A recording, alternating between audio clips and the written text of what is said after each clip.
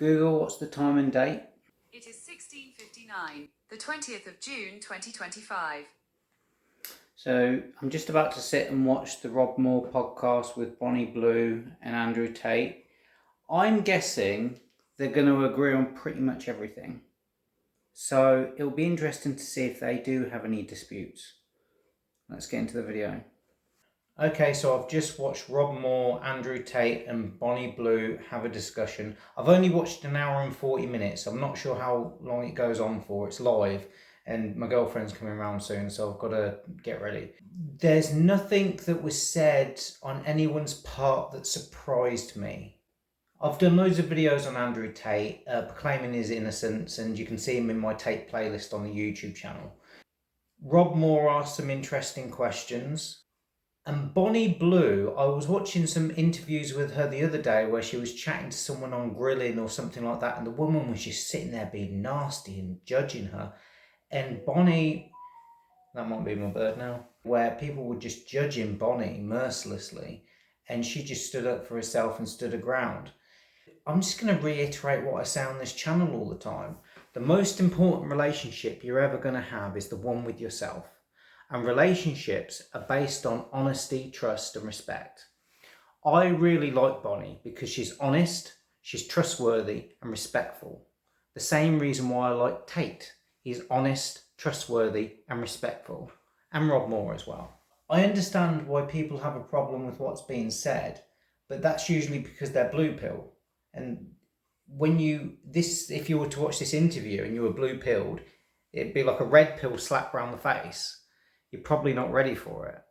But it is just being honest in the way that the world is. I'm just trying to think of anything I can say to contribute. I'm going to make a video on the whole history of feminism and how it's destroyed men, women and families. Because feminism is destruction. It's planned destruction of the family home. And it's working correctly. The only thing I disagree with Andrew Tate on is he's saying that simps did this and built this. But I don't think they did. I think they just complied to it like the women did. It's the other powerful men that created it. When you look at the interview on InfoWars with Alex Jones and Aaron Rousseau, he goes into explaining how and why feminism was created, and it is the planned destruction of the family home. It's a planned destruction of the family home over generations. Like, simps are just the pawns. They're not the players. So I'm going to do a video later this week explaining all the problems with feminism and how it's destroying society. And if you're a man, what you can do to get a great relationship. And if you're a woman, what you can do to get a great relationship. Because men and women are suffering from feminism in two different areas, like the male experience and the female experience. The whole idea of a man and woman coming together to create a child and that they both live to serve the child, so that the child can prosper. But feminism and the destruction of the family home says that children aren't as important as women. That's why it's her body, her choice. That's why the children don't get a say in family court. That's why a woman can harm her child and even kill him and nothing will be done about it. We've hypnotized people into believing that women are more important than children. And it's not true. Children are more valuable and important than women.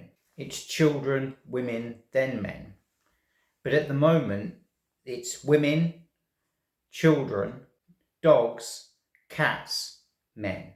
I would actually like to be friends with Bonnie Blue. She's, like Tate said in there, she's the only woman that I would probably be friends with because she's just so honest. You could trust her. And I also wouldn't want to sleep with her either. I actually really want to reach out to Bonnie Blue and be a friend to her. I actually really like her. Not as in, like, you know, she's a good looking girl, I suppose, but it's with her, she's just different to most girls. She's like a man in a woman's body. I think she is giving so much of herself to so many people. I just want to be a good friend to her because I don't know who's actually taking care of her. I'm actually concerned about her. And not from a place of condescending judgment whereby I'm thinking that she shouldn't be doing what she should be doing. I'm just thinking she gives so much. I mean, come on. She does so much and does so many people. And it's like, well, who takes care of her?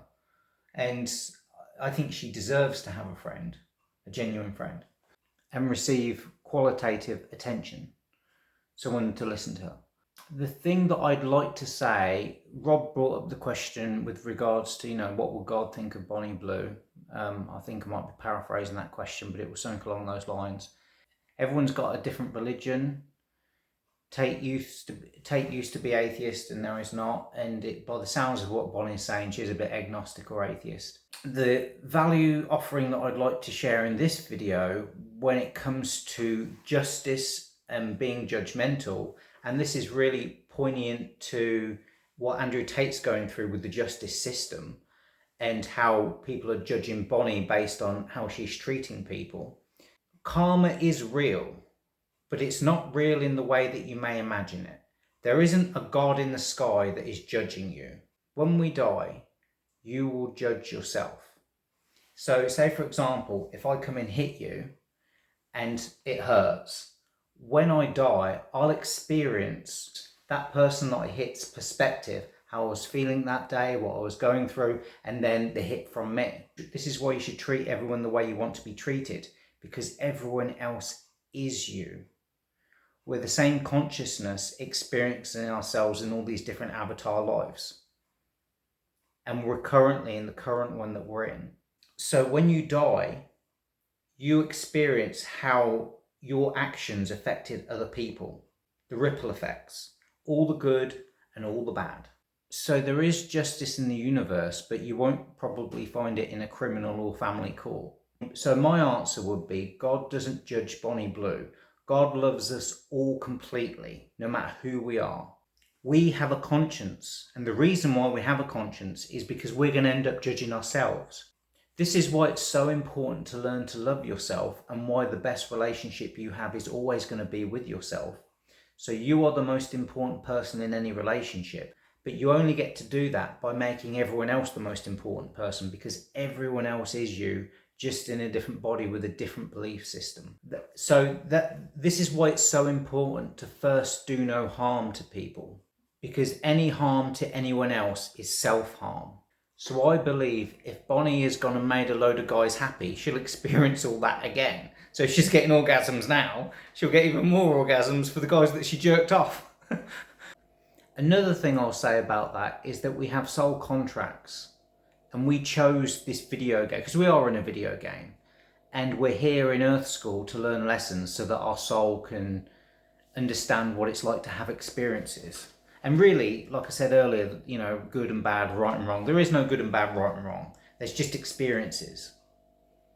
And we'll experience the repercussions of our actions, and we'll experience how we treated other people in the afterlife. But you don't know that while you're in this life, because there's a veil lifted over our consciousness, because we forget that we had a contract before we came here. So we have a soul contract, that's one half, setting up the life circumstances, and then the second half is free will, what we do when we're here. Very similar to a chessboard, similar to what Andrew points out. There's a board and it has rules and it has squares and it has moves and there's a game and all that kind of stuff. But that's the kind of like the contract of the game. But then when you're playing it and how you play the game in order to be able to win, that's the free will aspect. And we've got to use our free will to make the best decisions that we can to do the best for ourselves and others, because everyone else is us. The hardest thing to do is learning to love your enemy. The people that have hurt you, the people that have betrayed you, learning to love and forgive the people that are unforgivable or that you feel is unforgivable. And that's going to the crucifixion of the idea of Jesus. Forgive them, Father, for they know not what they do. Because if they knew that they were doing this to themselves, they wouldn't do it. They're acting out of fear. Whereas if they knew that everything was love and that fear isn't real, then they wouldn't do it. They're asleep. They're having a nightmare. In the same way that you wouldn't blame a child for having a nightmare. It's the ego, it's the imagination, it's the fear, it's what you believe that you're not. And the final thought with this is that there really is no fear. It's all imagined. The universe is made and built and constructed and held together with love. I feel very much like Jerry Springer. Like Jerry's final thought, it's important to love ourselves and love everyone else.